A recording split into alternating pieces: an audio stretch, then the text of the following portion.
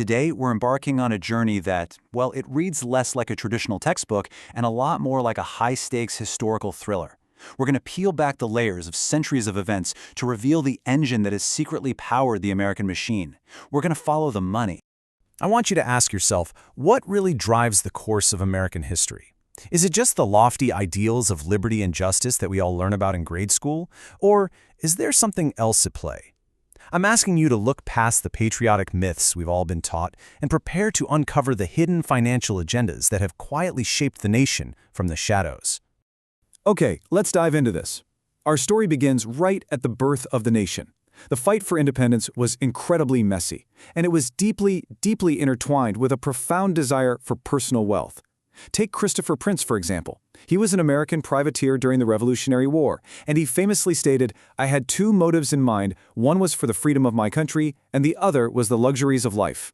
You see, it wasn't just about fighting oppressive British rule. For a lot of people, it was literally the ultimate opportunity to get incredibly rich. To really understand this, we've got to look at a pretty stark historical contrast. On one hand, you have patriotism, fighting for freedom and liberty. But on the other hand, you have privateering. Now, privateers were privately owned ships that were legally commissioned to raid enemy vessels. And sure, they were celebrated for capturing British supplies, but there was a dark, highly lucrative side to these operations. Some revolutionary privateers actively captured slave ships and even conducted amphibious raids on Caribbean plantations, stealing human beings to sell as slave loot in foreign markets. The grim reality of this profit-seeking is, well, it's staggering. During the American Revolution, at least 8,519 enslaved people were captured as literal prizes on over 40 different privateer cruises. This wasn't just some accidental byproduct of war. It was a highly organized financial pursuit. We even have historical records like the Diary of Mary Macklin, which casually documented how an enslaved couple named Robert and Nancy were divided up as prize shares by her husband's privateer crew. Human lives completely rerouted, all for a financial return. Let's move to and see how this builds, because this intense pursuit of money definitely wasn't confined to the high seas. It infected the very currency funding the revolution. In 1775, Congress created America's first paper money, the Continental Dollar. But they printed so much of it that by 1779, hyperinflation completely destroyed its value. Fast forward a bit to 1790, and Secretary of the Treasury Alexander Hamilton strictly enforces an irrevocable default on this currency. The regular people holding that paper, they were left with practically nothing.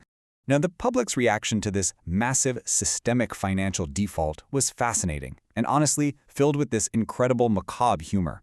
The Continental Dollar became so absolutely worthless that barber shops actually started using the bills as wallpaper just as a joke. Returning sailors, who had been paid in giant bundles of this dead money, literally tailored suits out of it and paraded through the streets. In one state, citizens even held a formal funeral for the currency, burying the dead money in elegant coffins. It was a visceral, completely public rejection of failed financial engineering. Which brings us to another dramatic turning point. Fast forward a little over a century. Imagine a crisp November night in 1910. Why were the world's wealthiest and most powerful bankers sneaking out of New York, dodging reporters, and traveling entirely under the cover of darkness? Because the secret maneuverings that happened next would completely rewrite the rules of the 20th century's financial system. Now, what's really interesting about this is the sheer scale of the secrecy. It was unprecedented. These men represented roughly a quarter of the entire world's wealth at the time. They boarded a private train in Hoboken, New Jersey. They dropped their last names, using only first names or code names so the train staff wouldn't recognize them. And their cover story? A simple, innocent duck hunting trip on Jekyll Island, Georgia. But they weren't hunting ducks. Hidden away from the public and the press, they were drafting the blueprint for what would eventually become our central bank, the Federal Reserve System. This massive consolidation of financial power soon found a global stage. Following the outbreak of World War I, Wall Street seamlessly transitioned from secret domestic banking to international war funding. The House of Morgan, which was heavily involved in those Jekyll Island meetings, became the massive credit broker for the entire Entente Alliance, funding Great Britain, France, and Russia. Almost overnight, global war had become an incredibly lucrative investment. But as you might expect, the public eventually caught on to who was really benefiting here. In 1934, Congress launched the dramatic Merchants of Death hearings. Senator Gerald P. Nye led the charge, declaring quite impartially that war was not a matter of national honor and national defense, but a matter of profit for the few. there was a profound public backlash as the committee investigated whether greedy munitions interests and bankers had secretly dragged the United States into a foreign war just to protect their loans and drive up profits. 53,000. Take a second and let that number hang in the air. That is the number of American battle deaths in World War I, and the Senate committee argued that these lives were a direct consequence of this profit-seeking by the few. Think about the incredible weight of that. 53,000 lives, allegedly sacrificed on the altar of financial returns. The tension surrounding these investigations was absolutely unbelievable. In fact, the 1934 hearings came to a sudden, explosive end.